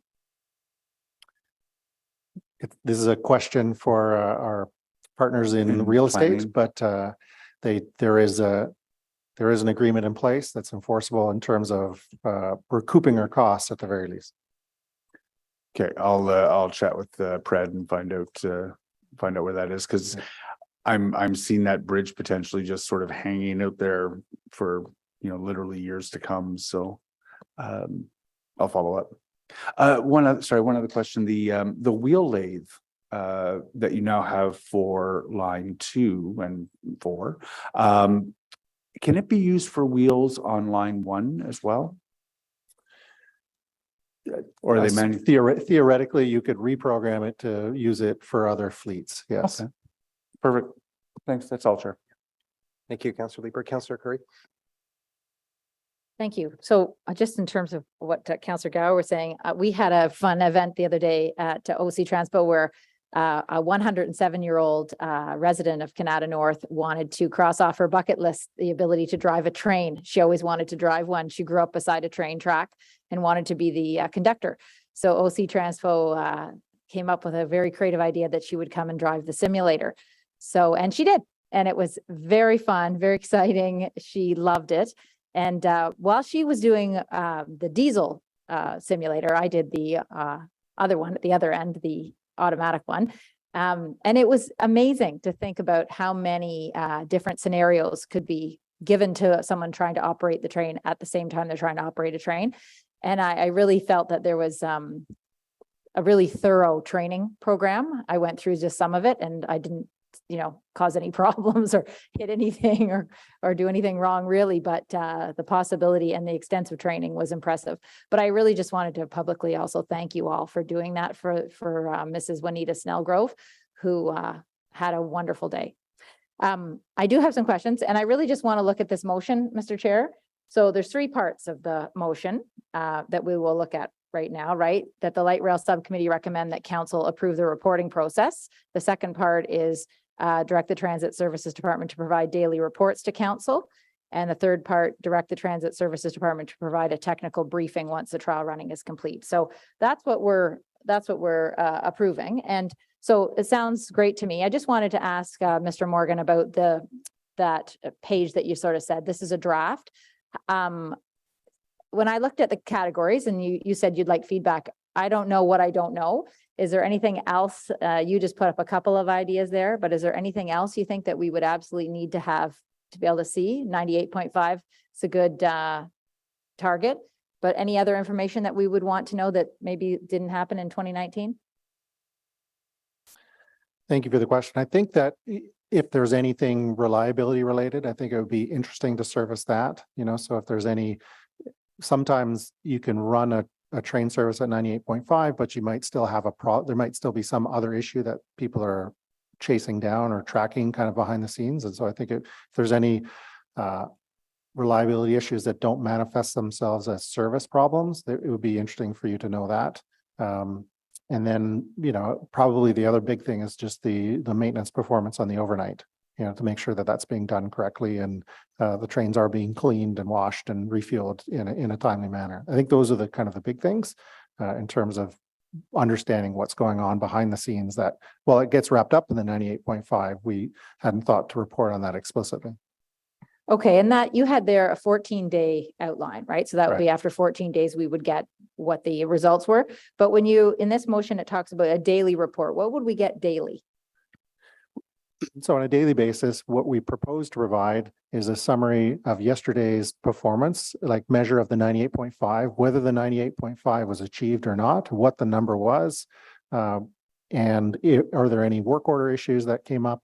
Are there any other notable things that came up that we'd like to report just out of transparency purposes? Okay, so Mr. Chair, I think it would be helpful for you to tell council, the rest of council, sort of what this is going to look like, if it's going to come to everybody, because we're here on this committee, we hear it, but council should know what's maybe coming at them. The other is, will that come in an email? I mean, the daily briefing, the technical briefing will obviously be one for the public and media, but the daily updates, will they come through email every day to us? Yeah, either email or as an attachment as a memo, but daily on email, yes. Okay. Okay, well, I think those are, I mean, I'm listening to Councillor Gower here say that this is very, very different from what you received in 2019. And, you know, I think that's good, you know, as an overarching comment. I can't think of anything else. I don't know if some of my comments here on this motion has forced anyone else to think of anything, but I'm pleased to see these three segments of this motion, and I would vote for it. Yeah, no, thanks for that, Councillor, and thanks for bringing us back to the recommendations, which I think, you know, normally they come from staff, but I think this comes from this council, right? And this comes from the Commission of Inquiry. This comes from the public telling us, you know, we really want you to pay attention to the testing and be transparent. And, you know, there's a lot of interest in Councillor. So I think, you know, these recommendations are, you know, they're very powerful, and that I think they came from a lot of work that we're doing, and we're showing to the public that we are listening and we heard their concerns. Councillor Leeper. Thanks. Yes, so Steve and I were chatting, or Chair DeRoche and I were chatting during the presentation. One thing that I'm really interested in where those daily briefings is, if we don't achieve 98.5, why not? Color and commentary with respect to what those factors were. It sounds, based on your comments, that you are open to providing that. So happy to chat more about that if you're interested. And I just thought it would be worthwhile to mention that on June 3rd, I believe, as part of Doors Open, that residents are invited to visit Greenboro Station from 11 to 3, when they can do a walkthrough of the station. And there will also be a Stadler Flirt vehicle that residents can take a look at as well. Will people be able to walk on the vehicle and take a look at the inside of that? That's the plan. Amazing. So I hope residents will take advantage of seeing a station that's at a fairly advanced state of completion, and the rail vehicle for Doors Open on June 3rd at Greenboro. That's all, Chair. Thank you. Okay, thank you. Some questions from my part. And we've talked about it before, that the testing period, the handover testing period is 21 days. But at the end of the day, it's 21 days. That's the plan. But we need results, right? And so it could be longer. It could be, you know, we're going to be seeing sort of the day-to-day results. So when people hear 21, that's the plan, as you just said. But it could take some longer until we establish that high confidence level. Is that correct? Correct, Chair. Great, thank you. And again, I think we need to, you know, a lot of the things we're doing on this project is repeat. And that's one of those areas. I'm really interested in the federal regulatory context that we're in. And I suppose you could write a book, you could write an MA thesis, you know, whether the nation's capital, you know, it's a benefit to be under the federal jurisdiction on so many projects and the huge federal presence here. And I raise it because I see that there was some regulatory changes that came forward that surely are going to add a cost to this project. You know, their safety, and it's a safety objective in its orientation. But I sometimes think, are we part of regulatory decisions that are really sort of being driven by via rail that travels, you know, thousands of kilometers every day, or you know, the CN lines that, you know, are much different. You know, I'd love to see the comparison in terms of what GO train is required. They provide an excellent service in the GT area. And then, you know, I think the public would accept that, you know, under the provincial regime that is being driven by, let's face it, probably the GTA and their massive rail, commuter rail system. Does this stand out that it's regulatory change that, say, GO train is not required to do? Chair, if you don't mind, I have Paul on the line. Maybe he can comment your question. Paul, c'est le safety director? Paul? Paul, Yes, Chief says- hello. Sorry, Yes, say can you okay. hear me, Chair? Nelsie, yeah. Okay, just a moment. Yeah, go ahead, Paul. Okay, great. Thank you, Chair. Yeah, we're definitely a very unique situation in terms of the application of the federal railway safety regulations. By and large, I mean, I don't want to speak for Transport Canada here in a public forum, but you know, it's my understanding that by and large, federal regulatory safety for railway has largely been focused on Class 1 railways that are hauling freight. Your question about the GO train Metrolinx as a operating railway carrying passengers, they're actually regulated under the province of Ontario. So yeah, there is a fundamental difference here in the application of regulations as it relates to passenger rail service here. So it's a bit of a and to make matters maybe even a little bit more complex, Line 1, as you know, is under a self-regulatory model by virtue of a delegation agreement that was signed between the city and Transport Canada in 2011. So in terms of safety and regulatory administration, we have two passenger rail systems in this city that are under really essentially two different regulatory models. No, thanks for that. And again, I think you could write a thesis on this and compare the pros and cons being in that environment. But sometimes it's helpful when we're talking to the public and saying, why are things more expensive? Why did we have to do some scheduling changes that other jurisdictions aren't going through? It does put considerable weight on us as again, a relatively small municipality. When you compare it to North American systems. And anyway, again, that's a conversation that can go on and on and on. So I won't do that today. Mr. Scrimgeour, thank you for the overview and nice to see this coming together. I guess one of my concerns is like we're adding new stations, right? That this is for the first time we will have rapid transit system past the Greenbelt into the southeast part of our city, into Riverside South, into Finley Creek area.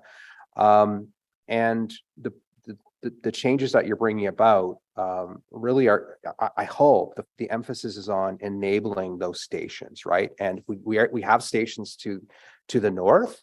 They always had stations. They always had a service. And I imagine you're looking at that, with a fresh look with everything that's going on with ridership. But is there considerable tension going into these new stations and again, providing for the first time a new and higher level of service for these communities? Yes, that's a major part of the bus route review that we're doing right now. Discussion with all of the councillors, in discussion with people who come to the public meetings and the several thousand people who provided comments through the online survey.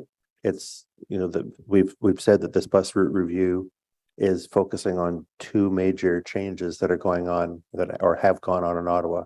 One is the changes in travel pattern that have come from COVID-19 and its spin-offs like hybrid work. And the second is the opening of the O-train extensions, the two extensions to the south, the one extension to the east, the two extensions to the west. The thing about this is the first, because this should happen this fall. So this will be one of the most important outputs coming out of that route review process. And, it follows a process that we've described earlier in other forums, where we're talking to people first about what are they looking for in a transit system? What are the values? Then we'll bring back partway through the year. Here's an example of what a transit system could look like based on what you told us earlier in the year. And then we'll come back to the people and to council and say, and here's the bus route network that we recommend that responds to all of the input using all of the data that are available. So that page that showed a possible realignment of routes, that's just a possibility. The consultation, the analysis, the discussion with you and the other councillors affected will be all going on this year. Okay, thanks. And I think sometimes things get carried away in terms of the criticism to OC Transpo, and this agonizing questions that we have on the ridership and why the ridership's not there. I really think a big part of why the ridership's not there, first of all, it's the hybrid. I think we can accept that, but it's because the O train is offline right now. We have the rapid transit system completely offline, and the service that you put in place, despite your best efforts, cannot compete with it. So once this system comes up online and starts running, I'd like to think we're going to see a pretty good jump in the ridership. And that's because we're going to be able to provide a level of service that we just have not had historically. And again, it's easy to sort of, I don't want to oversell this project, but I think it's the reason why our ridership numbers are not great is we just don't have the service in place right now that people want. It's certainly a part of it in that part of the city. The return of O-train service will make a huge improvement, especially at Carleton University. Yeah, exactly. Especially there. It will just, those people who are traveling, students, workers, faculties, people who've been traveling to and from Carleton since 2020 have been doing so on buses that take longer to get there and get caught up in traffic. This is, back to how it was meant to be. Yeah. No, and I think, we heard that when we did the budget this year, that I think a lot of the public delegations were from Carleton, and that's the mail that I get right now from not just the students, but the parents that are frustrated with the experience of their children trying to get to school. I think in terms of what's really interesting, you've taught me this as well about this system coming online, and perhaps, speaking to the reticence of some people to use the system because of concerns over reliability, is that this system, the Trillium, has a greater level of flexibility than the current east-west, in the sense that you will still have the Southeast Transitway operating, right? And you saw that on your map. So at the end of the day, if there is difficulty with the system, the Southeast Transitway is still operating, and you will have that ability. So I know in the West End, when we were into R1, it's not as problematic as the East End, which it's just hard to create a parallel system to serve the customer. So it's difficult for them. But in this case, you actually have some options. You've got the Southeast Transitway, and because of the Vimy Bridge, we've got the options on the west side as well. So can you just speak to that really, again, the situation's different. We've heard the situation's different for the starting point of this project in terms of the readiness and the testing, but I also think we're at a different starting point, a different situation in terms of, again, the reliability of the system and options for people if we do have some difficulty. I think the other thing is that this is the reopening of a system which ran extremely reliably for 20 years. Newer, better, and bigger. But it was very rare for there to be a service disruption on line 2 as it was, Trillium line as it was, O-train as it was, running between Bayview and Greenboro.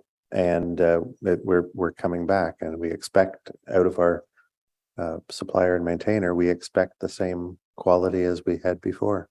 But you're right that there's more than one way of making your trip if you're traveling from South Keys or Greenboro to downtown. People will be choosing between, if they're at that point, take a train to Bayview and change to line 1 to go into downtown, take a bus to Herdman and change to line 1 to go into downtown. They've been used to having that choice. They had that choice up until 2020 of which way they wanted to go into downtown, and that choice will be back for them again. Good, thank you for that.